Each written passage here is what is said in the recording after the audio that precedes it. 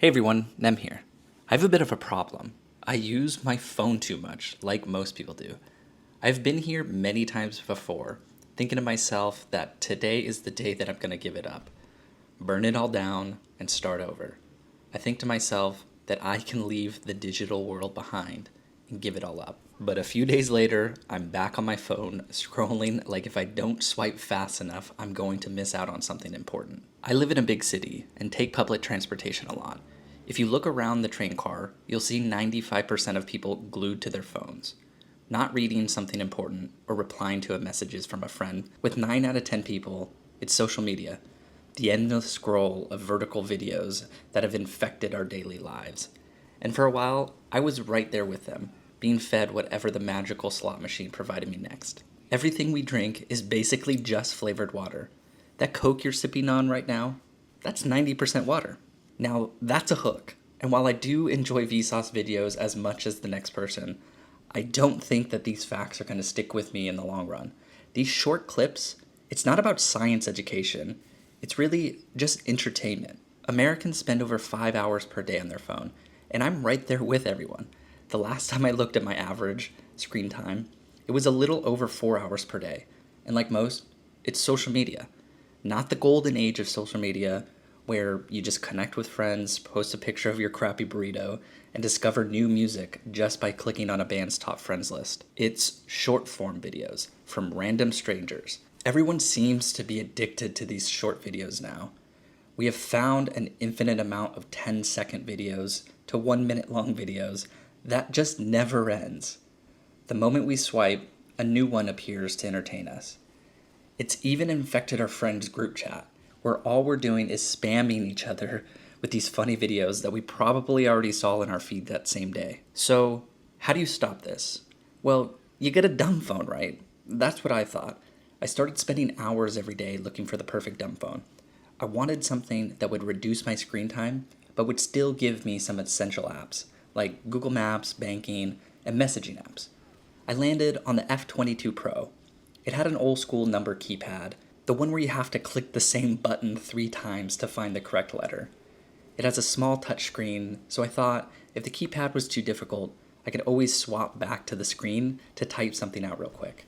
The main focus was the small screen, and the friction using the keypad would reduce my screen time. But Android is sideloaded since it's only officially sold in China, and I don't think a lot of YouTube tech reviewers use this device for probably more than a day or so, and they just regurgitate the same talking points, talking about how good it is and that it's reduced their screen time. So I missed that. The software would glitch often for me and would freeze. If I used the keypad to type in my password, it would completely brick the phone and would have to reset it. And then there were the bank apps. My bank didn't work since it had a security layer to block usage on bootleg Android. I guess that's a positive that my bank app stopped me from potential risk. The F22 Pro was not the cure for my addiction. I went back to the drawing board. Then after a few months, I find it. The Sunbeam. This was it. The perfect blend of what I needed. An old school flip phone with calls, text, and email. No browser, no internet. And it also comes with Waze for GPS. I ordered one and had my friend ship it to me since I live in Thailand. But again, the powers that be want me stuck with this endless scrolling. I am not a telecommunications importer, so my phone was held up in customs and eventually it was destroyed. And on top of that, FedEx sent me a bill for $30 for storage fees while I tried to get the proper importing license. This is 100% on me for not knowing the rules for importing a phone. After a few months of wondering if I'd ever break this habit, it clicked. I don't actually want a dumb phone. I want an iPhone that I use to make my life more convenient. Maps, messaging, paying with QR code, that's all fine. What was sucking all my time was social media, if we can even call it that anymore. Our phones have become the de facto consume, then die device. You don't spend 5 hours a day watching TikTok reels. You give 5 hours of your life to a company that sole purpose is to sell ads and get you to stay on there longer. So what did I do? I started setting limits with Instagram with an app called Opal.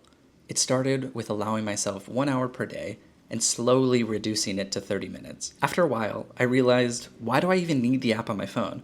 I can check it on my computer if I need to, and at least then it will reduce it to only when I'm sitting in front of my desk, not following me around everywhere I go. I know what you're thinking. What about YouTube? Well, I'm a hypocrite.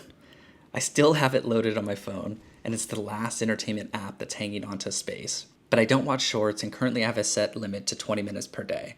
I mostly watch long form videos, 10 to 30 minutes long, and I don't try to watch those on my phone, laying in bed or laying on the couch. My goal is not to get rid of all this stuff and live like a hermit. It's to take control back as much as I can and use it in a more limited form when I want to.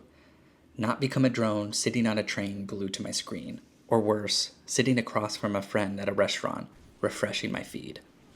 I'm not trying to convince anyone to follow suit or that this is the best choice. But I've lived before smartphones, and we seem to be more connected back then than we are today. But I think it's because we had to put in the effort to do it. After you delete social media off your phone, you'll realize there was little point to using it in the first place.